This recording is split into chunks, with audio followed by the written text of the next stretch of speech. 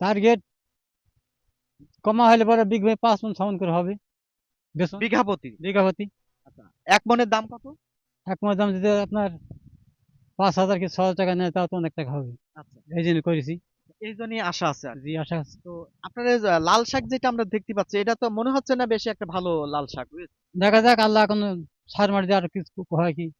এ পর্যন্ত জমিতে আপনি কতটুকু সার দিচ্ছেন? এ বছর সার দিয়ে আমার 4 বস্তা দেওয়া হয়েছে।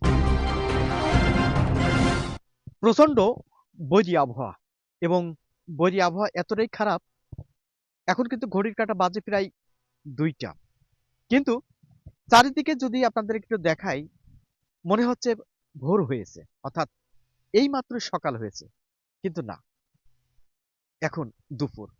দর্শক, আমি এখন মাঠের মধ্যে দাঁড়িয়ে আছি, অর্থাৎ আমার পিছনে যে জায়গাটা আমরা, যে জমিটা আমরা দেখতে পাচ্ছি, এটি মূলত লাল শাক। আর এই লাল শাকের যিনি মালিক, তা আমরা তার সাথে একটু কথা বলবো। আসলে তিনি কতটুকু জমিতে, যদি আমরা দেখতে পাচ্ছি কিন্তু বিস্তীর্ণ জমি, কিন্তু তার এই জমিতে কিন্তু একই রকম ভাবে লাল শাক উৎপাদন তিনি করছেন। তো তার সাথে একটু কথা বলি, আমার পাশেই যিনি আছেন। আপনার নাম কি? আমার নাম আব্দুর রহমান। আব্দুর রহমান। জি। আপনি তো কৃষক, জি কৃষক। এই জমিটা আপনারই? আমানি। কতটুকু জমিটা? 2.5 বিঘি। 2.5 বিঘা? জি। 2.5 বিঘা জমিতেই কি আপনি লাল শাক বেসন, বেসন নাকি এটা শাক করছেন? বেচনের জন্য করেছি। বেসনের জন্য? জি। আচ্ছা, সবাই তো লাল শাক উৎপাদন করে, আপনি কেন বেসন করছেন? কারণ কি? শোনেন, উৎপাদন করে আমি তারা বিক্রি করে, আমি বিক্রি করিনি, আমি বেচন করবো। তাতে কি লাভ বেশি হবে না? বেচন থেকে লাভ বেশি হবে। মানে এই যে 2.5 বিঘা জমিতে আপনি যেটা বীজ উৎপাদন করছেন, তাই তো? টার্গেট কেমন কি আসা?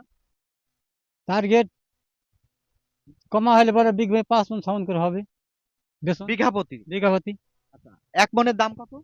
এক মণের দাম যদি আপনার 5,000 কি 6,000 টাকা নেয় তাও তো অনেক টাকা হবে। আচ্ছা, এই জন্য করেছি।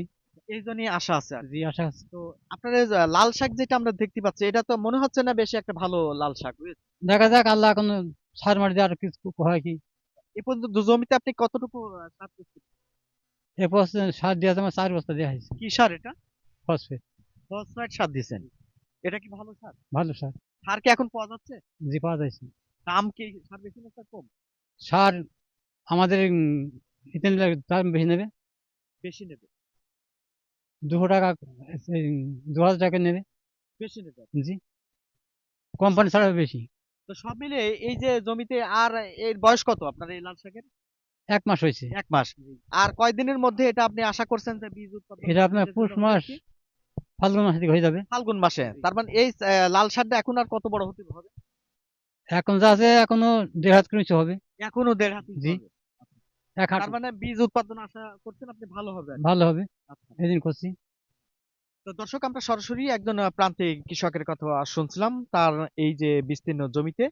তো সেই জমি কিন্তু আমরা, যদি আপনাদের একটু ক্যামেরায় ধরে দেখানোর জন্য চেষ্টা করি, যে দেখাই যে এই যে তার জমিতে প্রায় 2.5 বিঘা জমিতে তিনি কিন্তু একইভাবে কিন্তু তিনি এই বীজ উৎপাদনের জন্য কিন্তু তিনি লাল শাক তিনি কিন্তু বুনেছেন। অর্থাৎ তার কাছে তার যে ইচ্ছা, যে এই জায়গা থেকে তিনি শুধুমাত্র দামের আশাকে কেন্দ্র করেই তিনি মূলত তার এই জমি থেকে কিন্তু তিনি লাল শাক উৎপাদন করছেন।